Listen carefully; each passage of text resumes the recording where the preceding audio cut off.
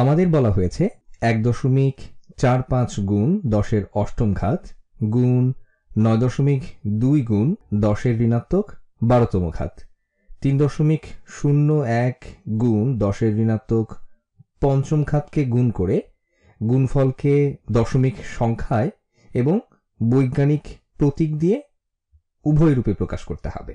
তো এটা 1.45 গুণ 10-এর অষ্টম ঘাত গুণ, তো গুণ 9.2 গুণ 10-এর ঋণাত্মক 12তম ঘাত এবং তারপর 3.01 গুণ 10-এর ঋণাত্মক পঞ্চম ঘাত।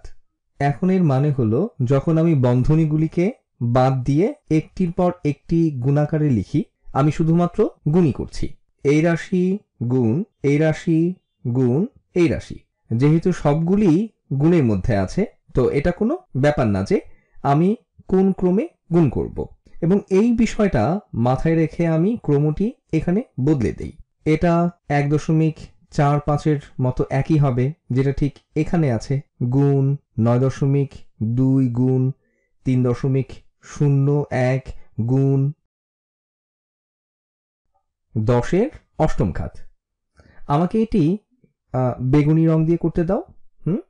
গুণ 10-এর অষ্টম ঘাত গুণ 10-এর ঋণাত্মক 12তম ঘাত গুণ 10-এর ঋণাত্মক পঞ্চম ঘাত।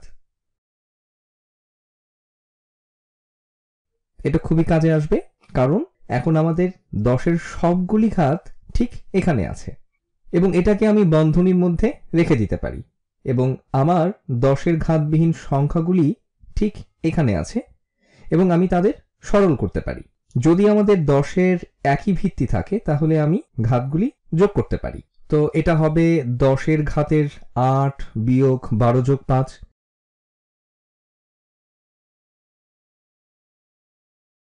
এবং বাম দিকের পুরোটা। আমি একটি ক্যালকুলেটর নেই, তো আমার আছে 1.45। তুমি এটা হাতেও করতে পারো, কিন্তু এটা একটু দ্রুত কাজ করে এবং এতে অনিচ্ছাকৃত ভুলগুলো কমে যায়। তো গুণ 9.2 গুণ 3.01, যেটা সমান হবে 40.1534। তো এটা সমান কত? 40.1534, এবং অবশ্যই এটা গুণ হবে 10-এর ঘাতের এই অংশটির সাথে। আমরা ঘাতগুলি যদি সরল করে লিখি, তুমি পাবে 40.1534 গুণ 10-এর ঘাতের 8 বিয়োগ 12 হলো ঋণাত্মক 4 বিয়োগ 5 হলো ঋণাত্মক 9, 10-এর ঋণাত্মক ঘাত 9।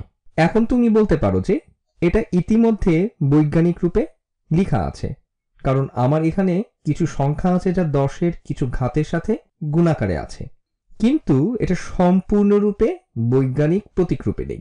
এবং তার কারণ হলো এটা বৈজ্ঞানিক প্রতীকরূপে হতে হলে ঠিক এই সংখ্যাটির এখানে 1-এর চেয়ে বড় বা সমান হতে হবে এবং 10-এর চেয়ে ছোট হতে হবে, এবং এটি স্পষ্টত যে এটা 10-এর চেয়ে ছোট নয়।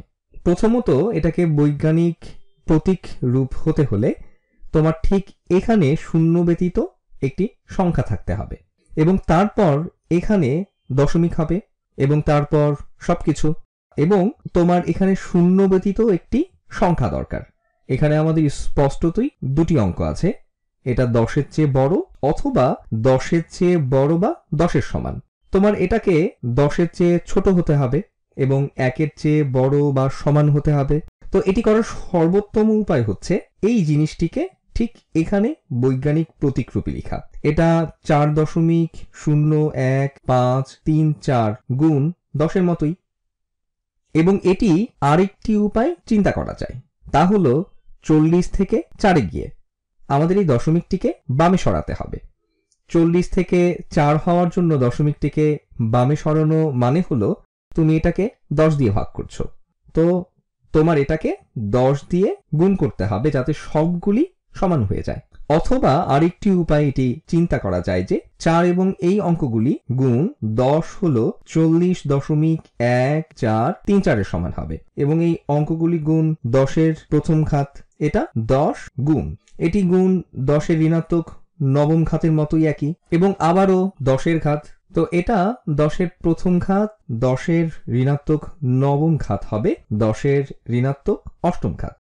এবং আমাদের এখনো এই 4.0153 গুণ 10 এর ঋণাত্মক অষ্টম ঘাত আছে, এবং এখন আমরা এটাকে বৈজ্ঞানিক প্রতীক রূপে লিখতে পেরেছি। এখন আমাদেরকে এটা দশমিক এবং বৈজ্ঞানিক প্রতীক রূপে প্রকাশ করতে বলা হয়েছে, এবং যখন আমাদের দশমিকে লিখতে হয় তারা প্রথমত চায় আমরা এটাকে গুণ করি এবং বিস্তার করি, এবং এটাকে এভাবে চিন্তা করা যায় যে এই অঙ্কগুলি লিখি। তো আমার আছে 40153 এবং যদি আমি এই অঙ্কটির দিকে লক্ষ্য করি, আমি ঠিক এখানের দশমিকটি দিয়ে শুরু করি এবং প্রতিবার আমি 10 দিয়ে ভাগ করি, অথবা যদি 10 এর ঋণাত্মক 1 ঘাত দিয়ে গুণ করি, আমি এটাকে বাম দিকে 1 ঘর সরাচ্ছি। তো 10 এর ঋণাত্মক 1 ঘাত, যদি আমি একে 10 এর ঋণাত্মক ঘাত 1 দিয়ে গুণ করি তাহলে তা 10 দিয়ে ভাগ করার মতোই হবে, এবং আমি দশমিকটিকে বামে 1 ঘর সরাচ্ছি। এখানে আমি 10 এর ঋণাত্মক অষ্টম ঘাত দ্বারা গুণ করছি, অথবা তুমি বলতে পারো 10 এর ঋণাত্মক অষ্টম ঘাত দিয়ে ভাগ করছি। তো আমি দশমিকটিকে বামে 8 বার সরাচ্ছি, এবং এটিকে মনে রাখার একটি উপায় হলো, দেখো এটি খুবই ছোট সংখ্যা। যদি আমি এটি গুণ করি আমি আরো ছোট একটি সংখ্যা পাবো, তো আমার দশমিকটিকে বামে সরানো উচিত। যদি এটি ধনাত্মক 8 হতো তাহলে এটা অনেক বড় একটি সংখ্যা হতো, এবং যদি আমি 10 এর ঘাত দিয়ে গুণ করি আমি দশমিকটিকে আসলে ডানে সরাচ্ছি। তো এই পুরো জিনিসটাই 4.0153 এর চেয়ে ছোট হয়ে যাবে। তো আমি দশমিকটাকে 8 বার বামে সরাচ্ছি, আমি এটাকে ঠিক এখানে পাওয়ার জন্য 1 বার বামে সরাচ্ছি, এবং পরের 7 বার আমি শুধু শূন্য যোগ করব। তো 1 2 3 4 5 6 7 7টি শূন্য, এবং আমি দশমিকের আগে একটি শূন্য দেই এটাকে সহজে বোঝার জন্য। তো খেয়াল করো, যদি তুমি এখানে এই অঙ্কটি বসাও, আমার মোট 8টি অঙ্ক আছে, আমার 7টি শূন্য আছে, এবং এই অঙ্কটি সহ 8টি।